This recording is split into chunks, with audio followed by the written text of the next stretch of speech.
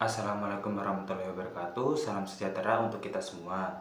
Pada kesempatan kali ini saya akan menyampaikan ringkasan sekaligus pandangan pribadi saya mengenai salah satu karya besar Insinyur Soekarno yang berjudul Mencapai Indonesia Merdeka.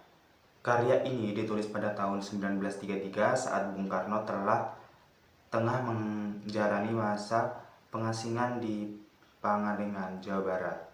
Melalui tulisan ini, beliau tidak hanya menjelaskan penyebab bangsa Indonesia belum merdeka, tetapi juga memberikan arah perjuangan bagi rakyat untuk mencapai kemerdekaan sejati.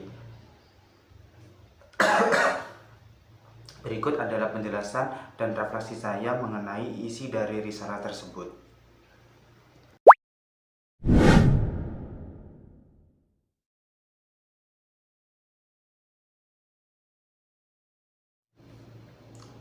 Dalam tulisannya, Soekarno membantah pendapat seorang sarjana Belanda bernama Profesor Fred yang menyatakan bahwa Indonesia tidak pernah merdeka sejak zaman Hindu.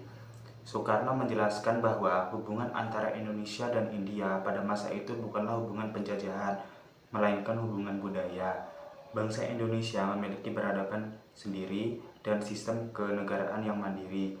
Artinya, pada masa itu Indonesia masih merdeka baik secara politik maupun budaya.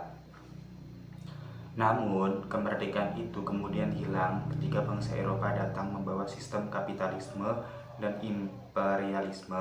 Soekarno menilai bahwa penjajahan Barat bisa berhasil karena masyarakat Indonesia saat itu sedang dalam masa transisi dan lemah akibat sistem feodalisme.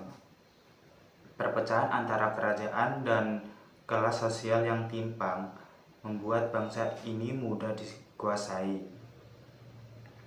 Kondisi sakit inilah yang menjadi celah bagi imperialisme untuk masuk dan menanamkan kekuasaannya.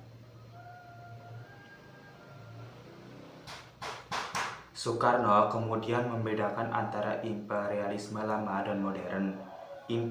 Imperialisme lama menggunakan kekerasan kerja paksa dan monopoli serta yang dilakukan Volk. Sementara imperialisme modern tanpa lebih halus menggunakan model swasta dan kekuasaan ekonomi untuk menguasai bangsa lain. Meskipun caranya berubah, tujuannya tetap sama, yaitu menguras kekayaan negeri jajahan demi kepentingan penjajah.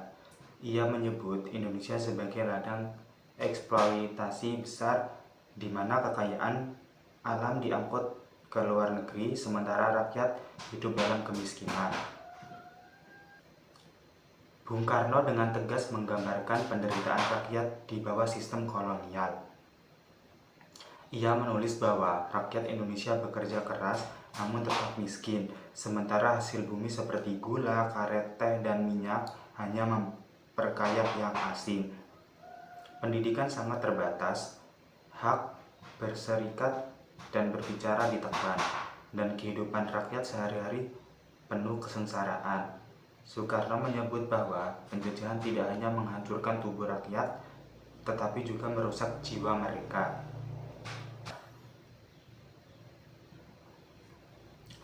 Baginya, yang paling berbahaya dari imperialisme adalah penjajahan batin. Rakyat dibuat percaya bahwa mereka lemah, bodoh, dan tidak mampu memimpin diri sendiri. Mental ini menjadikan bangsa Indonesia penakut, tunduk, dan kehilangan rasa percaya diri. Soekarno menilai inilah bentuk penjajahan paling halus karena menjadikan rakyat kehilangan kepribadian dan semangat perjuangan. Ia menegaskan bahwa kemerdekaan sejati bukan hanya bebas dari kekuasaan asing, tetapi juga bebas dari rasa rendah diri dan ketakutan dalam pikiran. Namun, di tengah kegetiran itu, Soekarno menyampaikan pesan penuh harapan. Ia melihat bahwa fajar kemerdekaan mulai menyingsing di timur, pertanda kebangkitan kesadaran rakyat Indonesia. Menurut pergerakan rakyat lahir bukan karena pemimpin besar, melainkan karena penderitaan dan keinginan untuk berubah. Kesadaran ini, bila dipandu dengan pengetahuan dan tekad yang kuat, akan menjadi kekuatan yang tak dapat ditundukkan oleh siapapun. Untuk berikutnya, Soekarno mengajak seluruh rakyat untuk berjuang dengan kesadaran penuh dan bukan hanya sekedar ikut-ikutan atau berteriak merdeka, tetapi memahami tujuan perjuangan itu sendiri.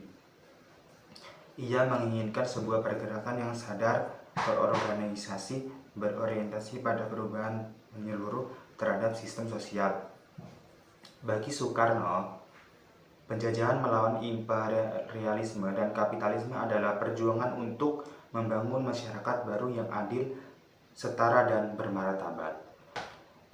Melalui risalah tersebut atau melalui risalah yang diciptakan oleh Soekarno ingin menanamkan keyakinan bahwa kemerdekaan tidak akan datang dari belas kasih penjajah, tetapi dari tekad dan keberanian rakyat sendiri.